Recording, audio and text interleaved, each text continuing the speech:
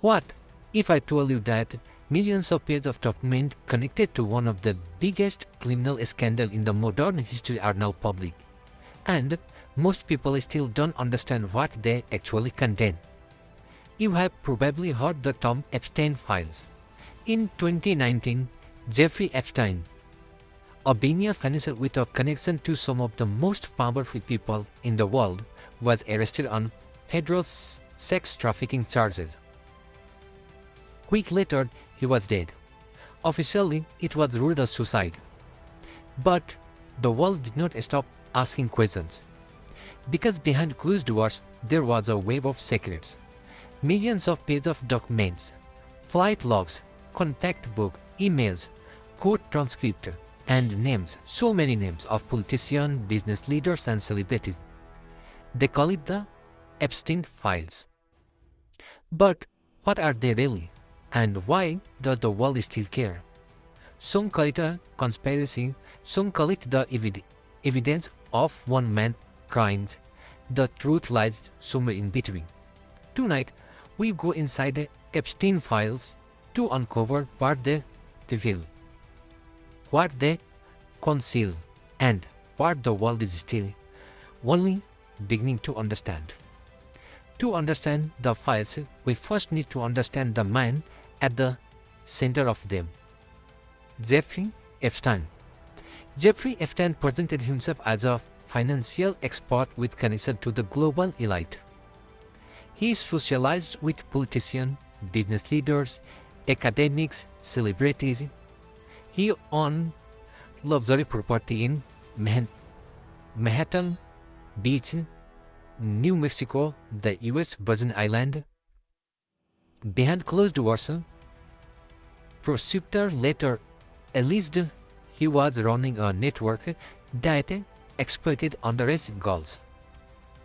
In 2008, Epstein secured a controversial plea deal in Florida. He served minimal jail time. Many critics say that deal protected him and potentially others. For years, the case faded from public focus until 2019. Federal prosecutors charged him with sex trafficking minors. This time, the case seems bigger, but before trial could begin, Epstein was found dead in his jail cell. The officially ruling suicide, but the public reaction disbelief, and the document tied to him. They were still there. The Epstein file is not one single folder.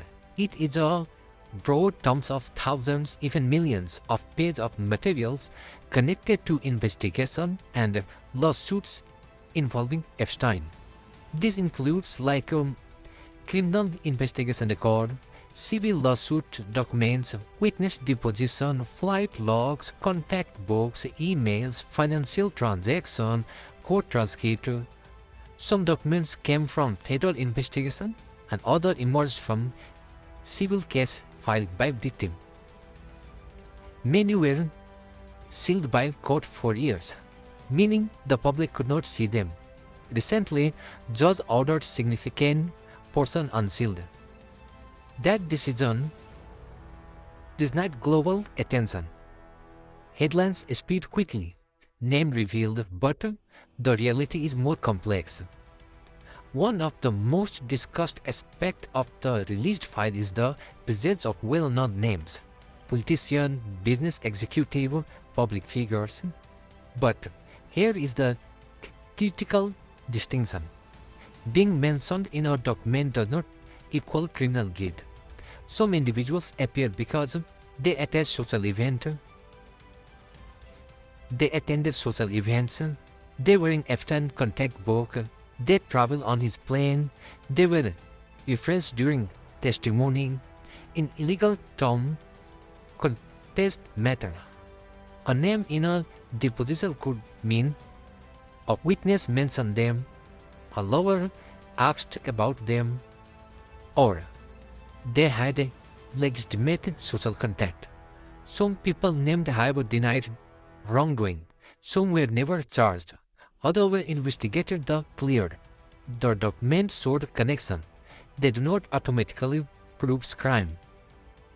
Epstein owned private aircraft. Flight log from those planes were entered into court record. Certain individuals appear on those logs. Online, those logs are often interpreted as a proof of involvement. But again, legally, appearing on a flight log does not confirm criminal behavior. It confirms travel.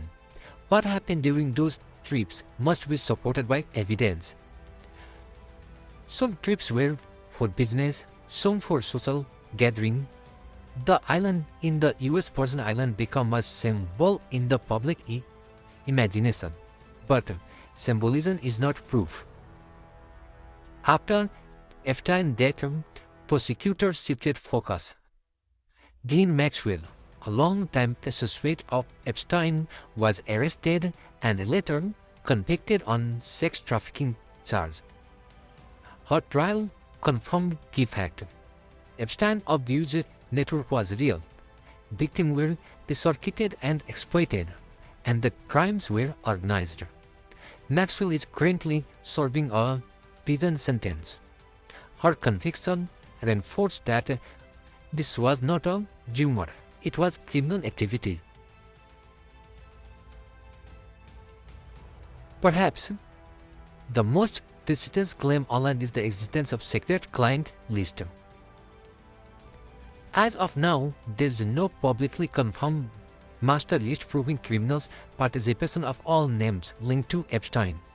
There are contact book, calendars, deposition log, but no official government documented labeled client list that confirm criminal guilt of every person named. This distinction fuels ongoing debate. Some believe more information is being withheld. Others argue privacy law and victim protection require redaction. The tension between transparency and legal protection continue. Currently, the situation involves continued release of previously sealed document, media analysis of new filing, civil lawsuits brought by victim, public and political pressure for further transparency.